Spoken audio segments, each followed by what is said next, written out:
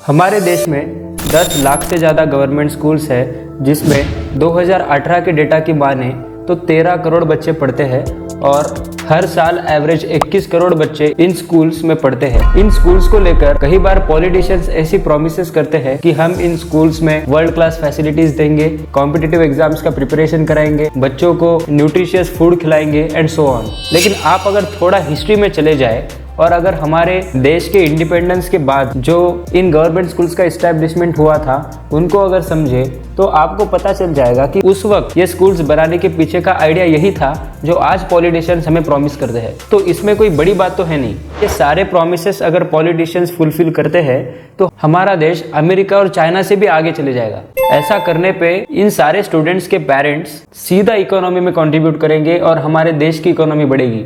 आपको भी पता होगा कि जो गवर्नमेंट स्कूल्स होती है उनकी फीस कई बार इतनी कम होती है कि उन स्कूल में अगर कोई बच्चा फर्स्ट क्लास से लेके 10th क्लास तक पढ़ता है तो उसका सारा फीस ऐड करके भी किसी सिटी में रहने वाले बच्चे के 1 साल के फीस से भी कम होता है। तो देखिए, अगर सारे गवर्नमेंट स्कूल्स इतने बेहतरीन हो गए तो पेरेंट्स का सीधा पैसा बचेगा और उस पैसों से पेरेंट्स अपनी क्वालिटी ऑफ लाइफ बढ़ा पाएंगे और बेटर हेल्थ केयर और फैसिलिटीज अफोर्ड कर पाएंगे और अपने बच्चों के फ्यूचर एजुकेशन के लिए उसे यूटिलाइज कर पाएंगे।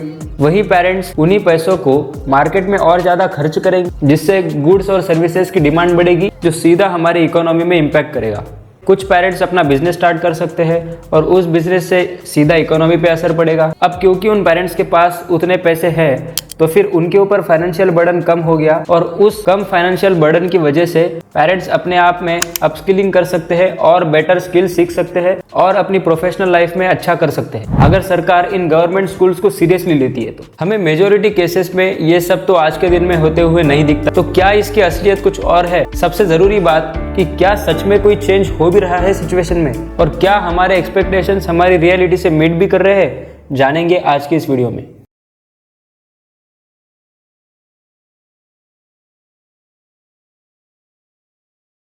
NSSO के अकॉर्डिंग हमारे देश में जो पढ़ाने वाले टीचर्स हैं उनमें से 1/3 टीचर्स के पास तो नेसेसरी क्वालिफिकेशंस भी नहीं है पढ़ाने की और वो बच्चों को स्कूल्स में पढ़ाते हैं। और ऐसी बात नहीं है कि इन टीचर्स को फैसिलिटीज नहीं मिलती, गवर्नमेंट से इनको इतनी हाई सैलरीज और अलाउंसेस मिलते हैं।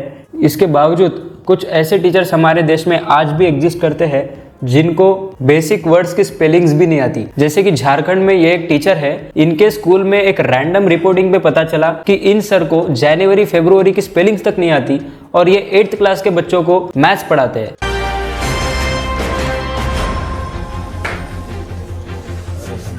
लिखिए, आराम से लिखिए, कोई दिक्कत नहीं है सर। अभी सर लिख रहे हैं फरवरी।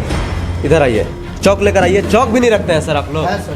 है तो सर क्लास ले रहे हैं, आपको इसी समय चौक रखना चाहिए ना, मंगवा रहे हैं। तो इससे आप अंदाजा लगा सकते हो कि इन बच्चों को क्या आता होगा जिन बच्चों को ये सर पढ़ाते होंगे। और ऐसे एक नहीं बल्कि कई टीचर्स आपको YouTube पे या कहीं पे भी मिल जाएंगे जिनको देख के आपको पता चल जाएगा कि इनके पास तो वो पढ़ाने के स्किल्स भी नहीं है और बेसिक नॉलेज भी नहीं है और इन टीचर से ये सारे बच्चे पढ़ते हैं। आपको जो आता है बोलिए, हम कहीं कुछ नहीं बोलेंगे। बात सुनिए ना सर, हम अगर गलत बोल देंगे तो गलत, और हम मेरा तबियत देख। अच्छा, जनवरी सिर्फ बोल दीजिए, छोड़ दीजिए। तो वही तो लगता है। ठीक तो बोल रहे थे, ठीक तो बोल रहे थे, लेकिन वही होता है। फिर से बोलेंगे सर जे यूं लिख रहे थे, जे क्या होगा, हम अभी कुछ नहीं, तबियत मेरा इतना खराब। जनवरी का स्पेलिंग बोल दीजिए, हम चले जाएंगे सर। लेकिन वही होता है कि अभी हम क्या बोलेंगे, हमको अपना नाम अगर अच्छा से पूछेगा हम नहीं बोल पाएंगे इतना। जनवरी का स्पेलिंग बोल दीजिए, हम चले जाएंगे। JAN वही तो नहीं बोल पा रहे हैं सर। मेरा तब इतना खराब दिमाग में नहीं रह रहा है, क्या होगा बोलते हैं सर।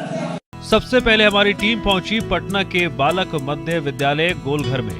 यहाँ मैडम जी बच्चों को सप्ताह के दिनों का ज्ञान दे रही थी अंग्रेजी में। स्पेलिंग ऐसी कि आप गश खाकर गिर जाएं। वॉवेल कितने होते हैं?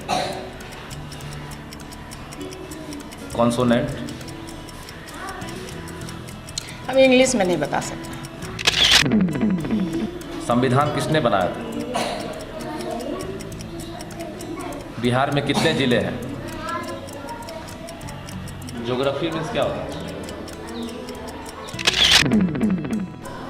साइकोलॉजी का स्पेलिंग क्या होता है? क्या बताएं? संविधान किसने बनाया था? उनका नाम नहीं याद आ रहा है।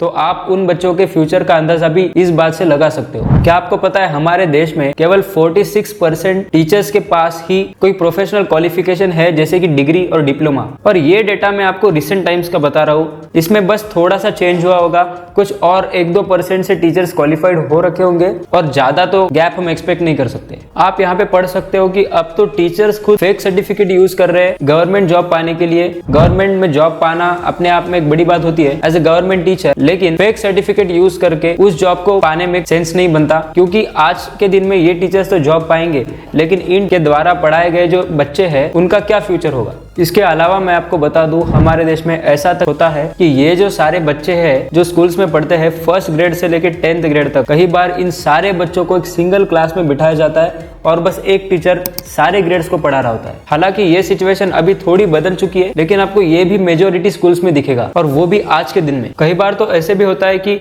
इन स्कूल्स में मान लो अगर 1500 बच्चे पढ़ रहे हैं, तो जो कि एक बहुत बड़ा नंबर है, लेकिन अगर किसी बड़े गवर्नमेंट स्कूल में जो रूरल एरिया में है अगर 1500 बच्चे पढ़ रहे हैं, तो उसमें उतने बच्चों को कैटर करने के लिए उतने ज्यादा टीचर्स भी नहीं होते हैं। ये जो टीचर्स है ये कई बार तो स्कूल ही नहीं आते। हर 10 में से केवल 6 ही टीचर्स हर दिन प्रेजेंट होते हैं। हमारे देश में इन सारे गवर्नमेंट स्कूल्स में केवल 80% ही इन गवर्नमेंट टीचर्स की अटेंडेंस रजिस्टर की जाती है हर साल ऑन एवरेज। अब इसमें भी जो अच्छे टीचर्स है उनको उस लेवल का रिकॉग्निशन नहीं मिलता जो डिजर्व करते हैं, इसलिए वो टीचर्स भी इन स्कूल्स में पढ़ाना नहीं चाहते हैं और वो जॉब केवल सैलरी और बाकी गवर्नमेंट अलाउंसेस के लिए कर रहे होते हैं। और जब वैसे अच्छे टीचर्स उन स्कूल को छोड़ के किसी और स्कूल में शिफ्ट हो जाते हैं, ट्रांसफर हो जाते हैं, तो फिर उन बच्चों का क्या। कई सालों बाद उन बच्चों को एक अच्छा टीचर मिला था और वो टीचर छोड़ के चले गया, उनकी ट्रांसफर हो गई। उस ट्रांसफर की वजह से उस बच्चे का आने वाला समय और बिगड़ गया, क्योंकि इस बात की गारंटी नहीं है कि आगे भी जो नए टीचर्स आएंगे वो टीचर्स भी उन बच्चों को उस लेवल का नॉलेज और उस लेवल का केयर और एम्पैथी दे पाएंगे जो इस पर्टिकुलर अच्छे टीचर ने दिया था। तो इस पूरे चक्कर में ना टीचर के पास क्लैरिटी है कि वो स्कूल में पढ़ाने के लिए ही आ रहा है या केवल सैलरीज और अलाउंसेस के लिए आ रहा है, और बच्चों के पास तो अपने फ्यूचर की कोई क्लैरिटी नहीं है,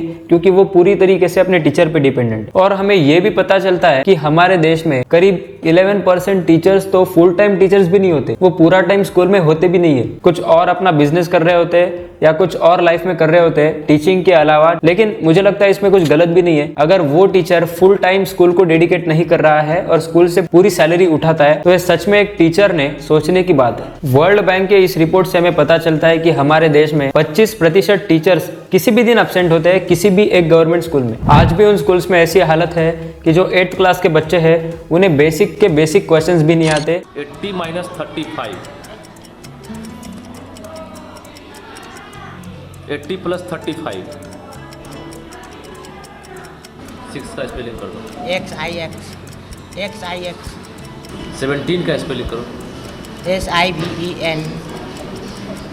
EEN 70 में खुद टीचर्स को नहीं आता तो आप बच्चों से क्या एक्सपेक्ट कर सकते। एनसीईआरटी के भी एक रिसर्च से हमें पता चलता है कि हमारे देश में 60% टीचर्स ही ऐसे हैं जिनको कोई प्रोफेशनल ट्रेनिंग अपने पास में या जॉब पाने के दौरान मिली है। बाकी 40% teachers are completely untrained teachers जो आज क्लास में जाते हैं, बच्चों को पढ़ाते हैं। इसमें पूरी तो टीचर्स की भी गलती नहीं है। अगर आप देखोगे तो आपको पता चलेगा कि हमारे देश में कुछ ऐसे नॉन एकेडमिक काम दिए जाते हैं जो इन टीचर्स को स्ट्रिक्टली कंप्लीट करना पड़ता है, और उस काम के दौरान ये टीचर्स कोई स्कूल में जाके पढ़ाते नहीं है। पूरी तरीके से उनका फोकस अपने पढ़ाने से हट जाता है और वो उस काम में बिजी हो जाते हैं, जैसे कि इलेक्शन ड्यूटी हो, कोई कास्ट सेंसस करना हो या कोई सर्वे करना हो। ये सारा काम इन्हीं टीचर्स को दिया जाता है। तो इन सारी एडमिनिस्ट्रेटिव टास्क की बर्डन की वजह से ये टीचर पढ़ाना छोड़ के इन सारी चीजों में इन्वॉल्व हो जाते हैं, सीधा उन बच्चों पे इफेक्ट कर जाता है। तो इसमें टीचर को भी अपना वर्क लाइफ बैलेंस मेंटेन करने में बहुत मुश्किल होता है। कुछ टीचर्स का तो सिविक सेंस और मेंटेलिटी इतना वीक है कि आपको इस वीडियो से पता चल जाएगा कि ये जो टीचर है जो इस बच्चे से अपने हाथ पैर दबा रही है। इन स्कूल्स में आज भी इतना आउटडेटेड करिकुलम पढ़ाया जाता है कि बच्चों को अगर किसी चुनिंदा स्कूल में एक कंप्यूटर भी अवेलेबल हो तो वो भी विंडोज 7 का कंप्यूटर अवेलेबल होता है और खुद टीचर भी उसे यूज नहीं कर सकता। टीचर को खुद बस शट डाउन और ऑन करने तक नहीं आता है। ये मिड डे मील स्कीम तो इतना बड़ा स्कैम है। हमारे देश का जो एजुकेशन बजट होता है उसका हर साल एवरेज 11% इन सारे मिड डे मील स्कीम्स को दिया जाता है, लेकिन इसके बावजूद हमारे देश में ऐसी हालत है कि दिल्ली की स्कूल में अभी रिसेंटली ही मिड डे मील का खाना खा के 70 से ज्यादा बच्चों को हॉस्पिटलाइज करना पड़ गया।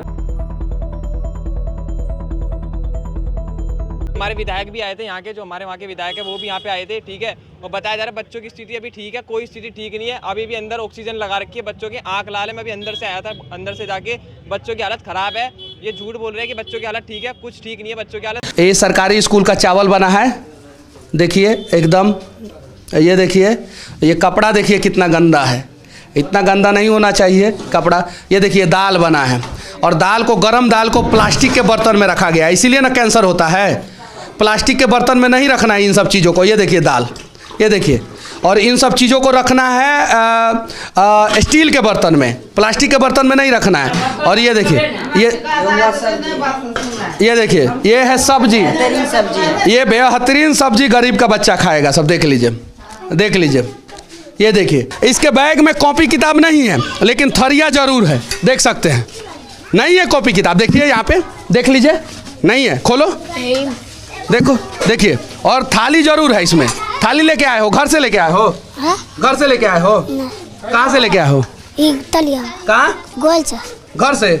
देखिए, ये छोटा बच्चा स्कूल में आया है और इसके बैग में कोई बुक नहीं है, कोई किताब नहीं है, बल्कि इसके बैग में एक थाली है, और वो स्कूल में सिर्फ खिचड़ी खाने आया है। और बस यही नहीं, राजस्थान के बारन डिस्ट्रिक्ट में एक स्कूल में 12 स्टूडेंट्स को और हॉस्पिटलाइज करना पड़ गया अभी रिसेंटली 2023 में, क्योंकि कुछ लोग कहते हैं कि उस फूड में डिटर्जेंट मिला दिया गया था। ऐसे फ्रॉड्स आपको कई बार देखने को मिलेंगे। अगर आप किसी भी साल का, किसी भी स्टेट का सर्च करते हो इंटरनेट पे, तो आपको उसका कोई ना कोई उससे कनेक्टेड एक मिड डे मील स्कैम दिखेगा ही दिखेगा। हमारे देश में दिल्ली के गवर्नमेंट स्कूल्स मॉडल का बहुत डिस्कशन किया जाता है और इसको बहुत सेलिब्रेट भी किया जाता है, जो कि सच में एक अच्छी बात है। लेकिन आपको ये भी पता होना चाहिए कि इन्हीं गवर्नमेंट स्कूल्स में कुछ ऐसे भी केसेस है कि मेजॉरिटी स्कूल्स में लैक ऑफ इंफ्रास्ट्रक्चर की वजह से बच्चों को स्कूल में ऑल्टरनेटिव डेज पे बुलाया जाता है और इन बच्चों को केवल पूरे दिन में 2 घंटे पढ़ाया जाता है। और ये आज हो रहा है 2024 में। आज भी हमारे देश में 30% गवर्नमेंट स्कूल्स में प्रॉपर फुल स्ट्रक्चर ही नहीं है। 14% स्कूल्स में तो इलेक्ट्रिसिटी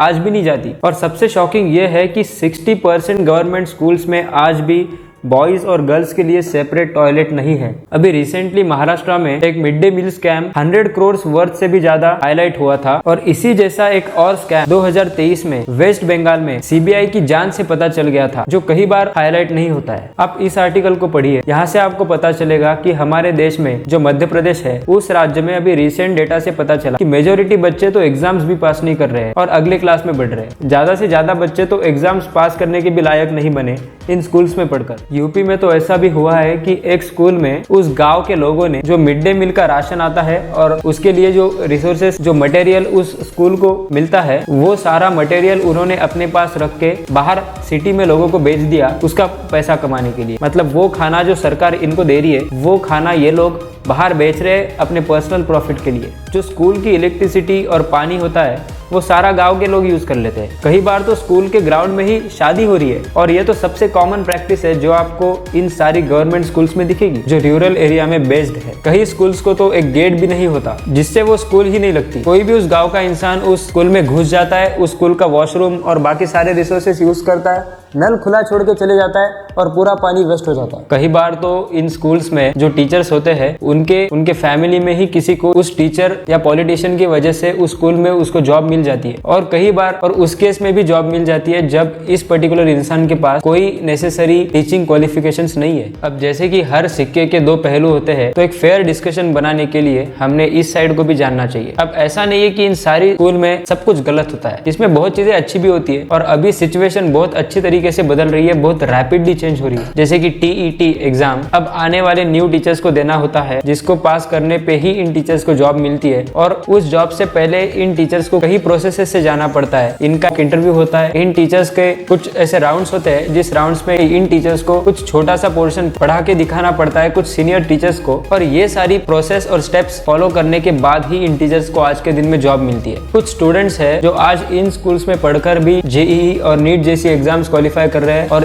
इन स्कूल से पढ़कर ये अपने लाइफ में और भी अच्छा बहुत कुछ कर रहे हैं। कुछ लोग कहते हैं कि सरकार इन चीजों पे ध्यान नहीं देती, लेकिन आप अगर थोड़ा स्टडी करोगे तो आपको पता चलेगा कि हमारे देश में करीब 3 से लेकर 5% हमारे हर साल के फाइनेंशियल बजट का एजुकेशन को दिया जाता है। तो ऐसा नहीं है कि सरकार इसके ऊपर ध्यान नहीं देती, लेकिन ये बात जरूर है कि हमें जिस लेवल की चेंजेस एक्सपेक्टेड है, एटलीस्ट हमारे देश में एजुकेशन और हेल्थ केयर में कुछ ऐसे स्कैम्स और फ्रॉड्स ना हो, क्योंकि किसी भी देश के जो सिटीजन्स है उस देश के वो बिल्डिंग ब्लॉक्स होते हैं और उन सिटीजन्स को एम्पावर करने के लिए उनका एजुकेशन और उनका हेल्थ केयर सबसे जरूरी है। तो अगर इन्हीं सेक्टर्स में से स्कैम्स और फ्रॉड्स होते रहेंगे तो हमारे देश की यूथ इसी तरीके से बिगड़ते जाएगी और इस बिगड़ने की वजह से हमारे देश में दुनिया का सबसे ज्यादा यूथ होने के बावजूद हमारा देश पीछे ही रह जाएगा। फिर हमारे देश पे कुछ अंग्रेजी लोग और कुछ हमारे ही देश के एजुकेटेड लोग जो इंडिया में कुछ और हो ऐसा चाहते हैं, वो हमें डोमिनेट कर जाएंगे, and that too only because of the lack of civic education and the basic life skills. According to annual status of education report 2022 में अपने को पता चला कि हमारे देश में अभी सबसे ज्यादा एनरोलमेंट इन गवर्नमेंट स्कूल्स में होने लग गई है पिछले 16 सालों में। कुछ फ्लैगशिप प्रोग्राम्स जैसे कि सर्व शिक्षा अभियान और कुछ इनिशिएटिव्स जैसे कि राष्ट्रीय माध्यमिक शिक्षा अभियान की वजह से इन सारे स्कूल्स का क्वालिटी ऑफ इंफ्रास्ट्रक्चर और बाकी सारी फैसिलिटीज भी बढ़ते जा रही है। अब इन सारे स्कूल्स में डिजिटल लर्निंग सॉल्यूशंस भी आए हैं जिसको यूज करके सारे स्टूडेंट्स टेक्नोलॉजी भी सीख रहे हैं, कंप्यूटर्स को यूज करना भी सीख रहे हैं और डिजिटल लर्निंग के कई सारे बेनिफिट्स ये लोग उठा रहे हैं। 2023-24 में हमारे देश में अभी जो क्लास 10th के स्टूडेंट्स का पासिंग परसेंटेज है वो कहीं ज्यादा बढ़ा है पिछले कुछ सालों के कंपेरिजन में। NROR, स्वयं, दीक्षा, ये सारे डिजिटल लर्निंग इनिशिएटिव्स के अंडर ये सारे बच्चे और टीचर्स इन सारे लेटेस्ट टेक्नोलॉजी का और अपडेट्स का फायदा उठाते हैं। टीचर्स के बीच में कोलैबोरेशन बढ़ाना और इनके टीचिंग स्किल्स को और एनहांस करने के लिए निष्ठा जैसे प्रोग्राम्स भी इन स्कूल्स के टीचर्स के लिए होते हैं। अब देखिए, इन सारे बच्चों को एम्पावर करना हमारे देश के लिए सबसे जरूरी काम है। हमारे देश का करीब 25 से लेकर 30% GDP गाँव से आता है। अब इन गाँव में पढ़ने वाले बच्चों में भी इतना ज्यादा टैलेंट होता है कि आप और हम कई बार देखते हैं नीरज चोपड़ा जैसे लोग जो छोटी सी गांव से आते हैं इंटरनेशनली हमारे देश का मार्ग बना के नाम रोशन करते हैं। कई बार तो ऐसे गांव से इतने टैलेंटेड लोग निकलते हैं कि वो लोग आगे चल के इतने कैपेबल बनते हैं कि वो इसरो जैसी ऑर्गेनाइजेशन में जॉब भी करते हैं। अगर आप देखोगे तो हमारे देश के कई सक्सेसफुल लोग जो हमारे देश के ग्रोथ में कंट्रीब्यूट कर रहे हैं वो मोस्टली किसी गाँव से ही बिलोंग करते हैं। और इन सारे बच्चों को एम्पावर करने पे और इन्हें और ज्यादा रिसोर्सेज देने पे हमारे देश में ऐसे और ज्यादा देशभक्त, ऐसे ही और ज्यादा टैलेंटेड लोग प्रमोट होंगे और हमारा देश एक्सपोनेंशियली आगे बढ़ेगा। इन बच्चों को बस रिसोर्सेस और फैसिलिटीज की कमी होती है, बाकी इन बच्चों में हार्डवर्क और टैलेंट तो शहर के बच्चों से भी बहुत ज्यादा होता है। और इन सारे बच्चों को एजुकेट करने पे इनके जो नॉर्म्स है और इनके जो रेस्ट्रिक्शंस है जो इनको इनके गांव में बताए गए हैं, जो सुपरस्टिशंस है जो इनको इनके गांव में सिखाए गए हैं बचपन से, उससे ये लोग आगे बढ़ेंगे, उससे ये लोग कहीं ऊपर चले जाएंगे, थोड़ा और लाइफ के एस्पेक्ट्स के बारे में भी सोचना चालू कर देंगे। लेकिन ये सब तो होना हमारे देश में नेक्स्ट टू इम्पॉसिबल लगता है, क्योंकि इसको दीमक की तरह सबसे बड़ा फैक्टर खाया जा रहा है, जिसके बारे में हम हमारे अगले वीडियो में बात करेंगे, और वो है